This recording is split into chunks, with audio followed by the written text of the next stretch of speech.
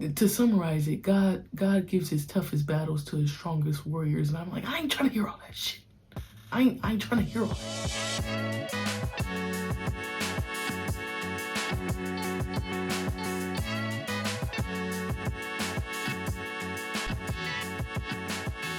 Hey y'all, welcome back to another episode of the Kyrie Rashid Show, and I'm so glad that you decided to come back from home. So what's up?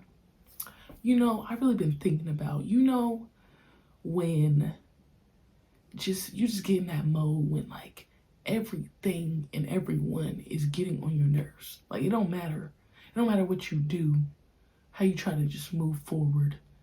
It just shit just getting on your nerves. And you trying so hard to keep the main thing, but it's getting really tough. It feel like it's just so much noise. You trying to block it out, but it's just draining. It feel like it's pulling you. It's trying to drown you out. It's trying to overcome you. This negativity, this noise, all this extracurricular. When you just want to focus on a task at hand, you start feeling surrounded by it, by the noise, by maybe negativity, complaints overall. And maybe you're alone, or you're feeling alone. Either you're physically alone, you're mentally alone. Maybe you could be in a group of people but still feel alone. And it's just grinding your gears. It's really grinding your gears. So then it got me thinking, how you keep going when it feels like everything and everyone is just trying to drown you out. How you keep going? That's what's on my mind today. What's really going on? So I'm gonna take you back. So what had happened was I played 5 years in college. Each year different, some better, some worse. Nonetheless, throughout all those years, I either thought about or wanted to, or a combination of both, of transferring. But did I actually do it? No. Because I don't know why. Well, that's a lie. I do know why. But there were some years I didn't know why, but now I do know why. And it's just like, I don't know. I thought about it. So for my first year, I would say first and second year, I don't know. I think overall, if I'm thinking about it for real, it was just like, in regards to like thinking about, or maybe thinking about transfer at this point. I think it just had to do with like, we were just like a rebuilding team. We were not good. We won like 7 games, but I also seen the potential in like, starting from the bottom. Now we're here building something, starting the foundation, starting the culture. And yeah, so that's like year 1, year 2. Year 3 had to be my best year of college ball. And it had nothing to do with like others, I guess. It had to do with myself. So it was like my best year overall. I was really getting my cheese, really getting my buckets. And I was like, oh, maybe I could go somewhere else and find a better opportunity. Like, some grass is greener on the other side type shit. Like, oh, like, because I did well here at this level, maybe I can go to a higher level. Maybe I can have a new experience. Maybe I could just maybe thinking about trying something new. Like, I felt like maybe I had more options to weigh out at that point, because remember, I think I told y'all when I first came in college, I only had one offer, and I didn't do like the whole like college experience, going on visits, this and that, having options. So that's what I like was thinking about in year 3. The year 4 and 5, for me, shit just turned the corner. It went left, and it just felt so drastically changed, and for me, just toxic. And that's why I wanted to and thought about transferring in those stages. So I just took you through all those stages. I also want to be clear. This is my experience. Now, people I didn't went the experience with through this together in all the years, they could have a whole different experience. This is just what I felt in those moments in my particular story in regards to thinking or wanting to transfer in these points in times. And like, as I continue to share stories, remember, this me. I ain't speaking for nobody else. I don't know. I can't tell you what the other people was feeling, and I ain't gonna speak for them. Just speaking for me, big dog. I'm taking you through all this because I feel like years 1, 2, and 3, I did a better job of maybe blocking out the noise, the negativities, the grass is greener on the other side than I did in years 4 and 5. Now, years 4 and 5, I feel like, I let it get to me. I might have got snatched down in that ocean. I might have just been down there in that negativity because I'm a person I feel like who can acknowledge and recognize their faults as well. At least I'd like to think so. I told you all the years and the reasons why I felt like during that time I wanted or thought about transferring. Now I'm gonna tell you how I felt like I either blocked out the noise and got through or how I didn't. You know what I'm saying? So in years 1 and 2, yes, we sucked. We weren't good. It was new, but like everything was new. I was new. The team, everything was new. Coaching staff was new. And we weren't good. We were still establishing culture. But I think, so the noise in this sense is like the idea of going to find somewhere better, maybe easier in a sense, somewhere that maybe could have been already well established. Maybe a team that already knew how to win. Like that type of vibe could have been the noise.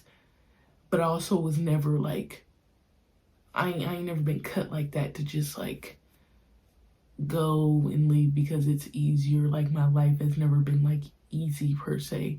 So I was like, yes, I could do that.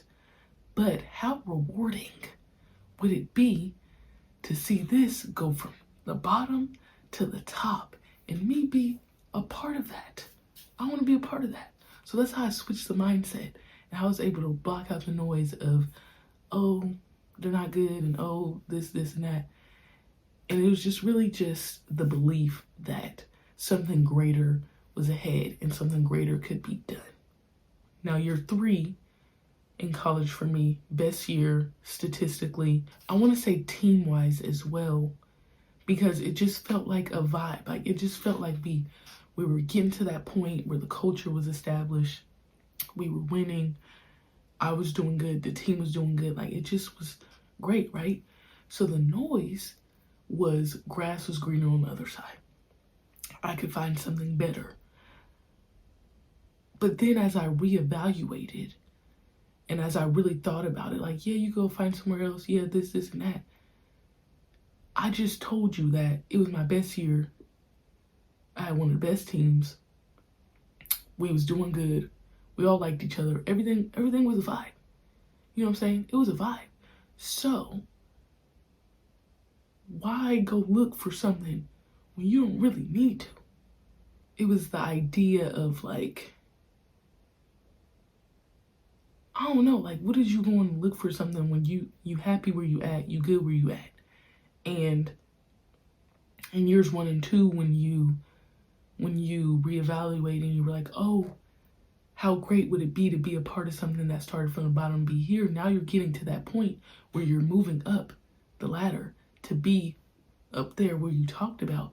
So what's the reason of going anywhere else? That don't make sense. So guess what? Stay your ass where you're at and keep it pushing because you're getting to that point. You know what I'm saying?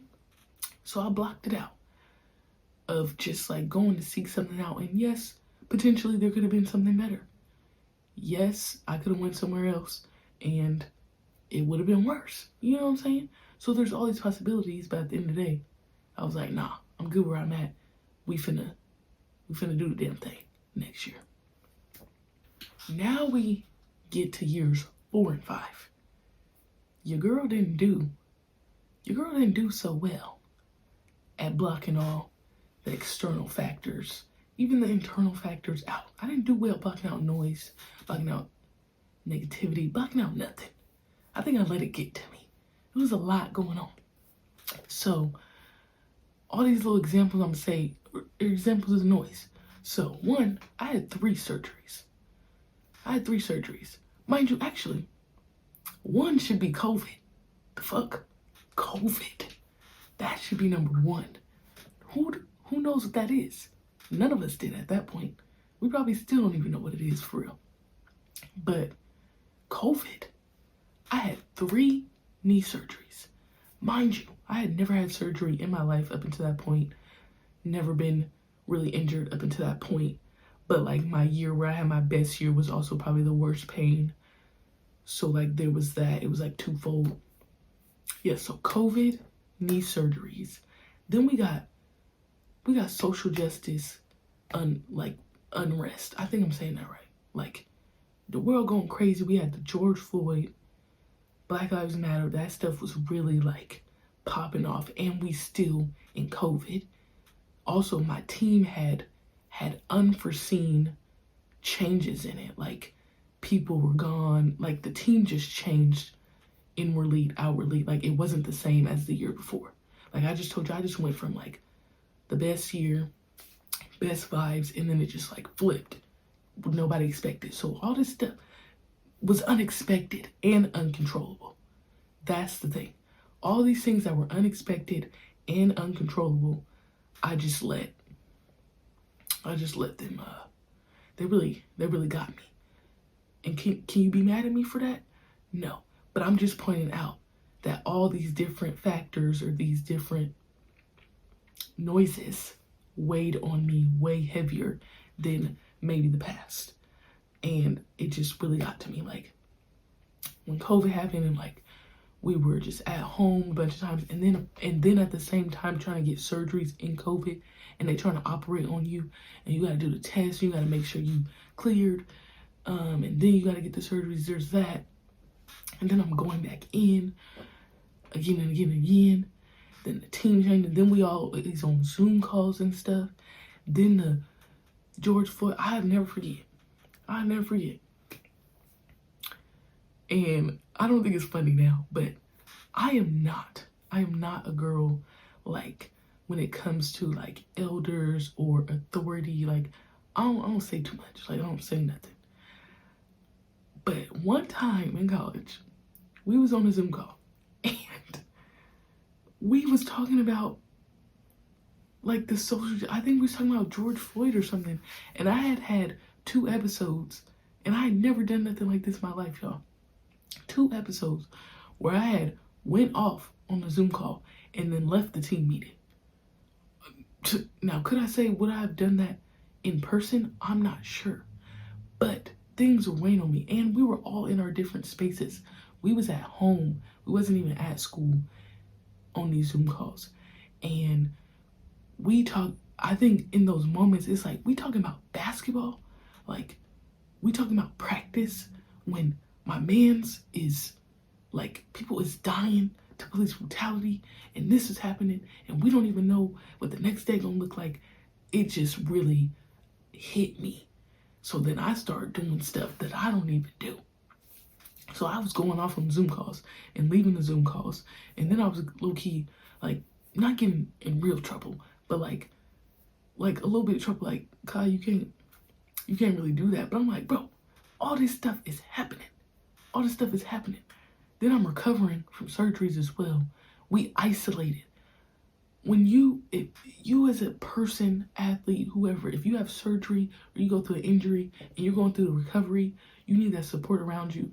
And also, there's already a level of like mental toughness just with the injury alone. Let's grapple that with the added level of, all the social unrest and COVID. I'm trying to get through surgeries and do all that. I'm trying to navigate all this stuff at the same damn time. On the phone, cooking, at the same, but not good, man. At the same damn time. At the same damn time, I'm trying to figure this out. So it's taking a toll on your girl. It's taking a toll on your girl. I don't even know if we finna have a season. We don't even know what the season gonna look like. Then we get to the season. I didn't do a good job, y'all. I didn't do a good job, but can you blame me? Can you blame me? The noise, it got in there. I ain't gonna cap. I ain't gonna cap. And even with me trying to save face and like be a leader and be an integral part of the team, now that I look back, yes, there was external factors. Yes, I did the best that I knew how. I still would say I didn't do as good of a job as I would have been able to. Like, I just think I was just drowned out, and I was giving all I could give, and what I could give in that moment was not good. It wasn't great either. It was very mediocre. It might have been subpar, if you ask me. I would say those things amongst others, like, I don't think I realized in the moment that all of this stuff was happening, how much it was weighing on me until I was removed and quote unquote say far removed from the environment and the situation. So like, I think while I was in it, I really did believe that I was doing the best I could, which I still believe that, but I just mean like, I really felt like I was putting in a good effort. Like I was putting up the good fight. And now that I'm removed from it, I'm looking back and I'm like, when you really think about it, there are probably a number of things that I could have done better in this situation. But also, at the same time, I'm like, well, girl, there's a lot going on. And you just really didn't know. And even to this day, I probably still haven't even like fully worked through the college experience, especially those last 2 years with all those things I just mentioned to you. Like, that's a lot when you really think about it. And then you try to go to school and you try to play b-ball and you try to, you know what I'm saying? Like, you're trying to do all this stuff. And I think even now, I still don't grapple with all the things that I had to go through that were also not in my control. I also felt like during this time, I was still trying to make change and be a part of change, like be a good troublemaker, if you will. And I wasn't okay.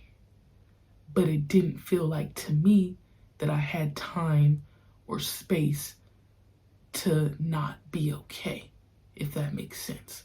Like, it felt like I had to put on my big girl pants and get up and keep it moving. So like, to not be okay wasn't an option.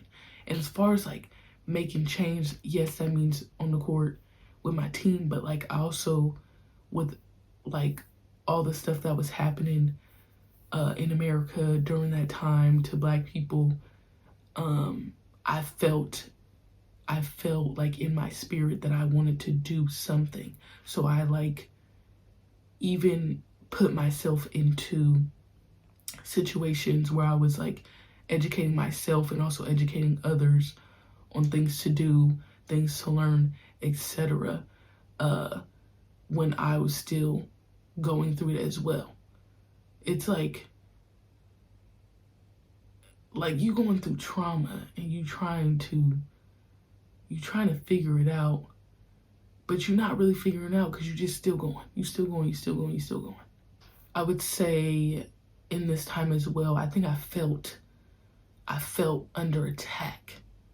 Like, I got multiple talks from mostly my godparents, where it would be like, to summarize it, God gives his toughest battles to his strongest warriors. And I'm like, I ain't trying to hear all that shit.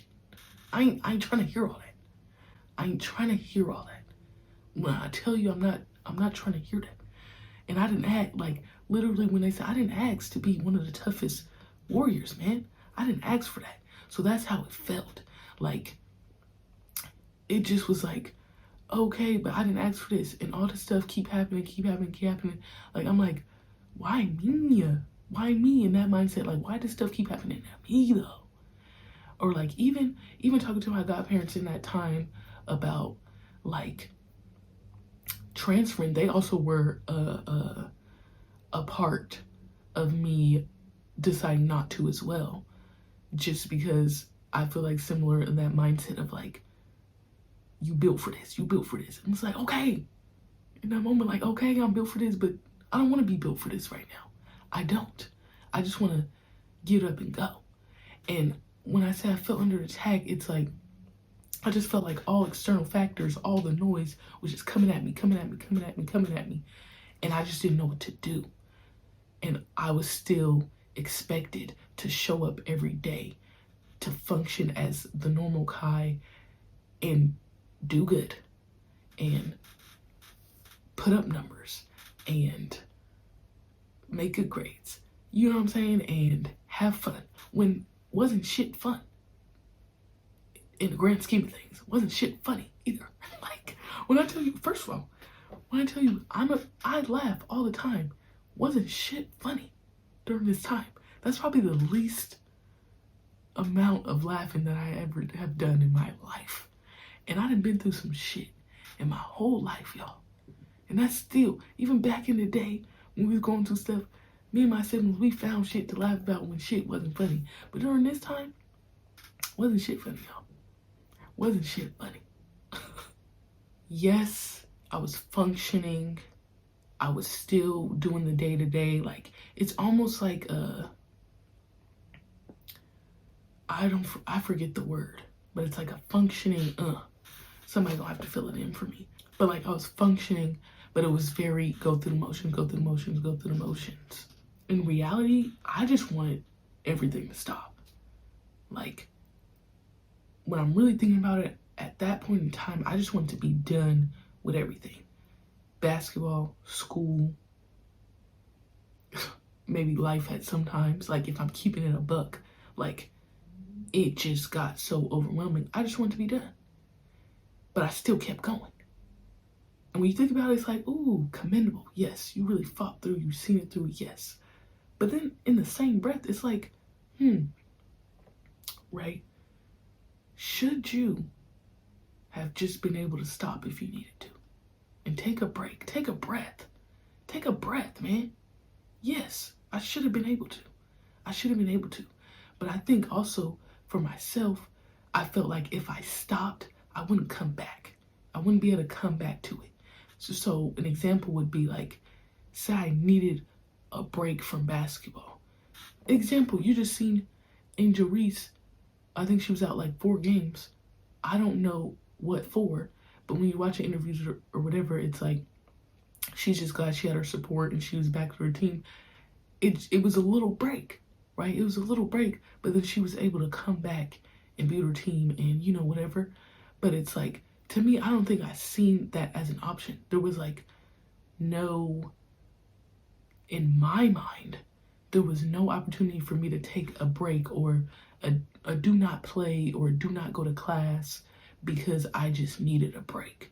There was no opportunity for that. There was no space for that. It's like, it was either yes or no. It was either now or never.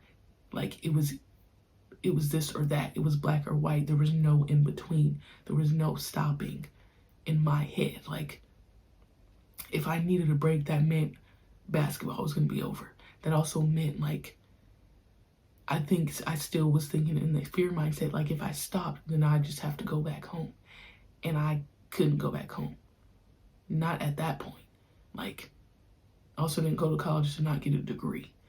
And yes, is this mindset probably drastic, probably very dramatic? Probably. But that's what my brain was thinking when it's like, oh, if you stop, if you quit, amen. You know what I'm saying?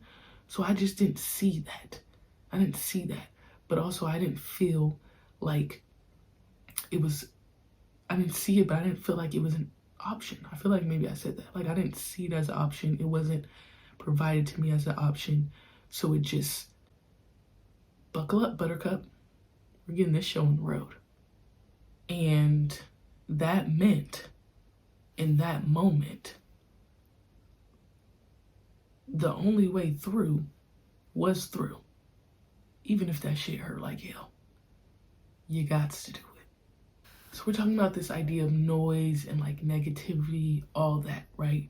I think during this moment, my last 2 years, it's like the noise became so loud that the only way to get through it was to become an altered version of myself.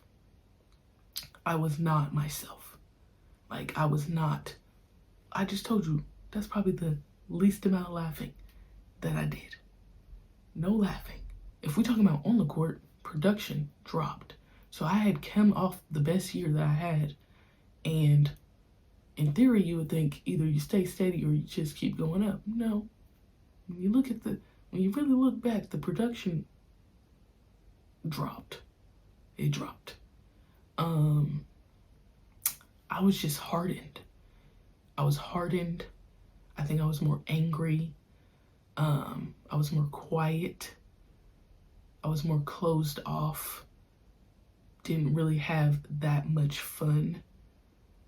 I wasn't as open. It was sad. I was more sad, if we're being honest. I was more sad, and I was just a shell of who I actually was. Like, the light that shined naturally within me just was dimmed significantly due to letting the noise just take over for me. I'd say I was more fragile as well, because I was, if we're being honest, I was trying to hold myself together just to make it through. So I was bent a lot, but I was probably really close to breaking. I was more susceptible to feeding into negativity. Now, this negativity could be like, if every day ain't a good day, and every day ain't, oh yeah, I want to get up and go to the gym, or oh yeah, I want to go shoot, or oh yeah, every day's not like that. But when you're really focused and you're in a good place, like, you find the motivation to do it. You're like, yeah, it's hard. Once you get there, it's like, but like in these moments, it would be, oh, I don't want to go here today. And maybe I'd say it. Or maybe I'd say, I wouldn't want to be here today. Or maybe somebody else would say, and I'd be like, girl, I feel you. And it just, instead of bringing it up, which I feel like I normally would have done, I just was in it. I was in the mix too. And I could, you know what I'm saying? That's how I felt. And maybe in the past where I wouldn't never said it. Because, when you speak things, you give it life. So I was giving life to the negativity way too much. I wholeheartedly believed like I was trying to be there, but it was just so forced because the noise was just unaddressed. I think I was more likely to complain. I think I just was living on the darker side of life during those last 2 years. Like, just things, when they talk about the people, like, are you more optimistic, or do you like see the negative in people, or do you see the best in people? I was on the side of I'm seeing the negatives, and every little thing I'm nitpicking. Like, that's how I was. And for me to be a natural born leader, but also to be a leader within my group, that wasn't good either. Because if, as a leader, I came in and I wasn't trying to be there, and then my folks seen that I didn't want to be there, and maybe they didn't want to be there either, then they probably just go, oh, well, my leader don't want to be here. Or say they maybe did want to be there, and I just came in all draining and stuff. But I just didn't have it, dog. I didn't have it. The noise pulled at me, and it got me. And once again, I'd say at the time, like, I didn't realize how much that I was clouded in the negativity, in the noise, until I was fully removed. Like, yes, things were happening, but once again, They weren't things that I had control over. So the fact that I let a bunch of things that I can control take over my mind and my spirit was not good, bruv. Not good at all. So now what? We're talking about today, in current moment, post college, because that was really me in the last couple of years where I really like I tried to take you through stages of where I felt like I was good at and I really got through the noise, but then it really just right? It really just let me hold you. That's what the noise did. Let me hold you. And it held me. It held me tight. It held me real tight. But I would say now, and when I say now, so like now what, it's like, it's just overall post college life. I think I am more isolated and I'm still susceptible to the noise, as we all are. I think wherever you go, whatever life you encounter, you're always going to be susceptible to the noise, especially when you one of God's children and you're living in purpose. Amen. Amen. And when the enemy see you living in your purpose, that's when they're going to try to get you, girl. They're going to try to get you. They're going to try to get you. But also, I feel like, yes, I'm isolated, like literally and figuratively, just because, one, we across seas. So it's like, you know what I'm saying? I'm not with my community of folks probably 80-90% of the time of the year, you know what I'm saying? And you really have a lot of time alone. You have a lot of time alone. And then also, like, when you're traveling or when you're just like in this type of business, or if I'm doing podcast work, it's like the noise, being susceptible is like, I think I talked about it last week maybe, where it's just like, oh, nobody's watching. So why are you doing it? Or I don't know. Oh, it took you, for instance, my waiting season, first episode. Oh, well, you're not overseas yet, because it took me a little while because everybody usually goes around September, but I didn't. I went a little bit later.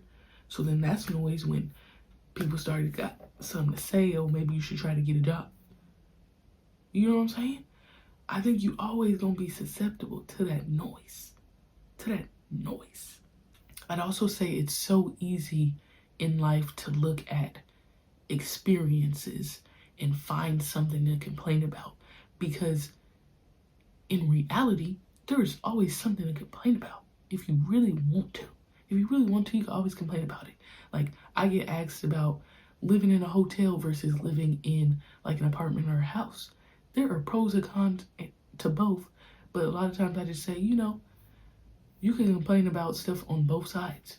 You know what I'm saying? I can complain about, now I gotta wash and dry my clothes, but in the hotel I didn't have to. Or I can complain in the hotel I ate similar food every day and I wasn't able to cook, but I could also complain in the same breath that I gotta cook all the time. You know what I'm saying? So it's just all about perspective, because you could always complain about something. You could always complain about something. It's just up to you. It's up to you how you want to view it. How much is that noise affecting you to where you just gonna complain about everything? You feel me? I'd also say it's easier to complain. It's harder to stay focused and intentional on the good things. You know what I'm saying? Especially if they're not coming as easily. You know what I'm saying?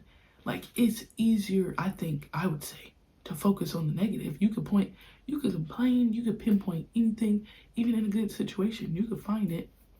But to really just be intentional and focus on the good in every situation, that's harder. You have to like really shift your mindset to really look at the good in life, to see the best in things and the best in people. I'd also say the reason why it's harder to focus on good things, or another example or a reason that it can be harder, it's depending on the people around you. So if you have people around you who are constantly complaining or constantly being negative, your leaders, or just lots more peers than you, focus on that. It's easier to just, get with them and ride the wave than it is to stay on your own path. You know what I'm saying? It's harder to stay on your own path, especially when the noise can be the people around you, the people that you're involved with. You know what I'm saying? You know what I'm saying? So you really, really just have to dial it in. You really got to dial it in, because dialing it in is hard work. It's hard work. Actually, I was listening to a podcast and they said the answer is simple, but not easy, because those are not equivalent, right? So it's like the simple answer is, don't complain or think positive. But thinking positive isn't always so easy, especially when things do not appear to be positive. That's low-key a word. Right now, I feel like I'm in a good space where I'm like really focused on myself and my goals. And yes, there are distractions, but I also feel like right now, catch me a couple days later or a week later, it might be a little different. Hopefully not.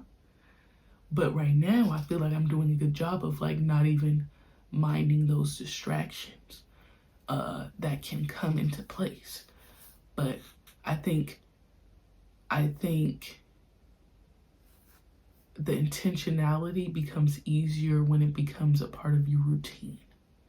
And because I'm a routine-based person, I like to do certain things and this and that.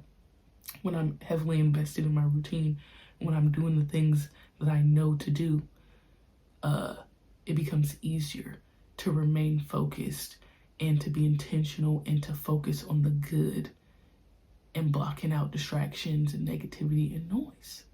Another thing I would say now in this moment, I don't know if this is advice, but like your people, I call them my dogs, your folks, you know what I'm saying?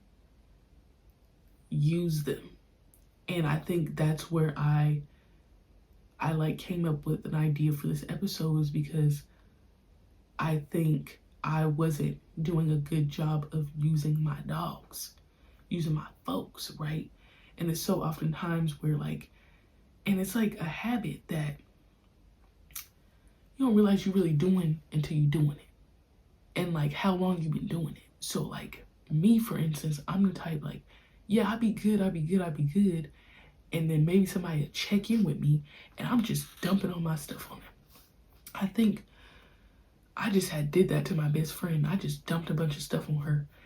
And she's like, are you cool? And I'm like, yeah, I'm cool. When you feel all right, but you still got some shit to say. You know what I'm saying?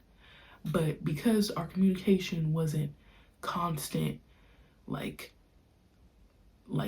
deep combos, not regular check-ins, real check-ins, that when she asked me, or every blue moon that she would ask me, I would just dump a lot. And then she had to let me know that low-key, I've been overwhelming her with all the shit that I had to say. And I'm like, you know what, you're right. So I need to do a better job of using my folks instead of just holding on to stuff. And I think that's something that I've done since I was young. I just hold, bottle up. And when that bottle has a lot and more than enough pressure, pew, see you later, buddy. What's up? You know what I'm saying? So that's a thing where I think I'm gonna try to get better with, is using my folks, using my dogs, let them know what the fuck is up. And I think sometimes I maybe feel bad because I'm like, things are good. You are good. But at the same time, even in those good moments, you can be frustrated, and that be okay as well. Or there can be a thing within that good that maybe frustrated you, but you're still good. And I just feel like sometimes I don't want to make it seem like I'm really down and I'm out when I'm not. I just, just had this little thing. So I'm gonna do a better job of using my dogs better. And you should too. And in that, I think the reason why I don't think I've been using my dogs as much is because like I said, I do well in being intentional and being in my routine and being in my pattern, being in my focus, that I get focused. I get focused that if I feel like I'm on my phone or I feel like I'm texting or some, or I feel like I take a phone call, that messes up my whole schedule because I didn't have a phone call schedule. I didn't have this in there. Then I feel bad because I didn't do, you know what I'm saying? It's like this trickle, it's a domino effect. It's this trickle effect of me feeling like, damn, I just talked to them and yes, that made me feel good, but I didn't do the rest of the stuff that I said I was gonna do. I didn't do the rest of the stuff that I said I was gonna do. And that hurts me too. So it's that balance of like, that's the balance I need to figure out. Because yes, it's great to be focused. Yes. But you also need your folks. You need your people. You need your dogs. You can't be the whole time. Where is your release? Where is your break? And that is what I'm struggling with. Trying to find the release. Trying to find the balance of it all.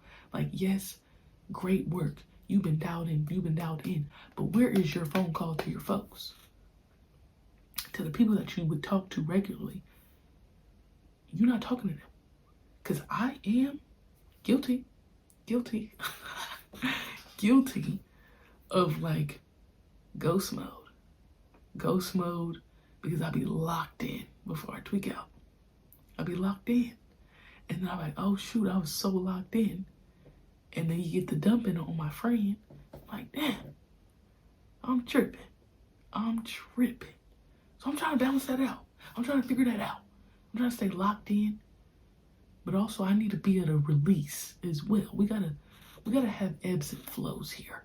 We gotta have a balance. I also think as you as a person continue to grow and you continue to, unlock new levels of yourself, it becomes more of a challenge to stay in the mindset of consistency and just growth overall. It's like, okay, maybe I started here and I realized, oh, this made me better. And it's like, yeah, that's better. And I could stay here. Right? But it's easier to stay here than to get to another level because there is always something to learn and to grow from. And I think when I get more consistent, like I've gotten way better at like writing. That's just one of the main ones, at writing more consistently. I used to struggle with that back in the day, but now it's like, okay, good for you that you're doing that. Now what? Like now what can you learn now that you're writing more consistently? What else can you get from that? It's like, it's more challenging to continue, I feel, to unlock those new levels because it's just easier overall to be complacent and to stay in the same place instead of elevate. But we want to elevate. You feel me? So we made it to the last segment. So now I got a question. How do you block out the noise, the negativity, the distractions, the complaints, etc.?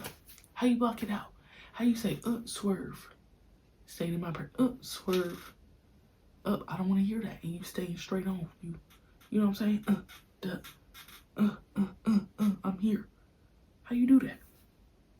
And because I shared with you how I had a moment of weakness and I let the noise, the negativity, the outside consume me, tell me about a time. Is that a question? Tell me about a time that maybe the negativity, the noise, the distractions, it took over. How did it consume you? What happened? What went wrong? But also, how'd you stand up from it? How'd you get up from it? How'd you bounce back from that? You know what I'm saying? How long did you stay there? Because your girl was there for a long time. And then, you know, got out of the noise. You know what I'm saying? But them is all the questions I got for you today. I hope you enjoyed another episode of the Kairika Rashid Show, and I'm so glad that you decided to come back for more. Get at me.